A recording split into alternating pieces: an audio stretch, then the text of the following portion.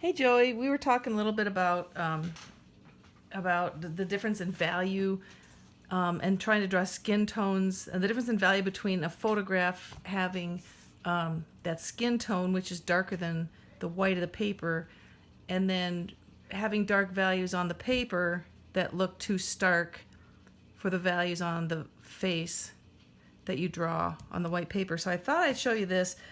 This is a book by Harold Speed called The Practice and Science of Drawing. And this was a drawing that we were asked to do, we were assigned to do in a drawing class that I had. And I just want to have you take a close look at this.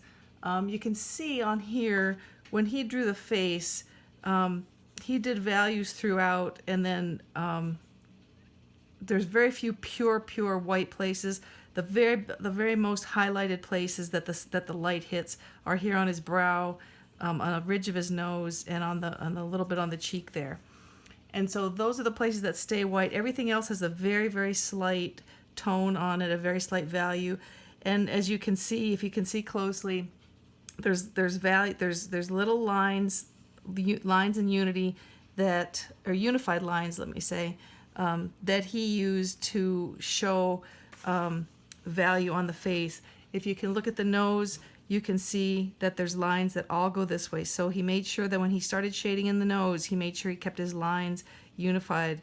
When he did this shading on the cheek, he kept his lines unified. Most of his lines are at 45-degree angles, even here up in the forehead, but there's some places where they change angle just a little bit.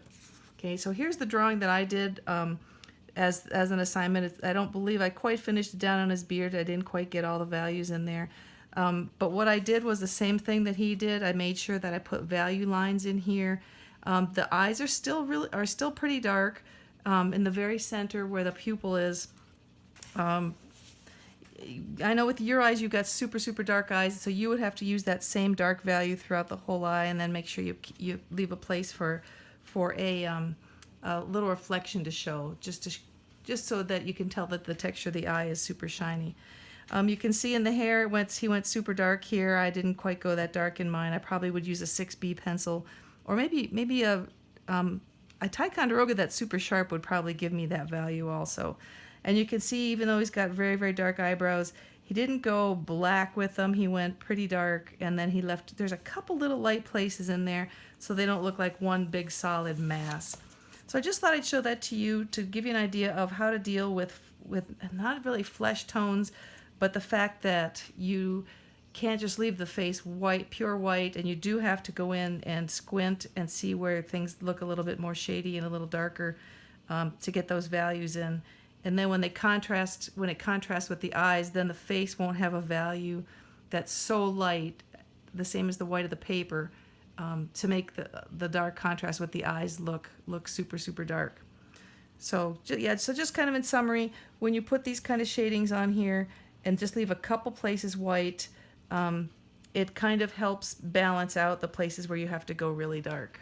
So good luck with your portraits this week. Good job. Thanks. Bye.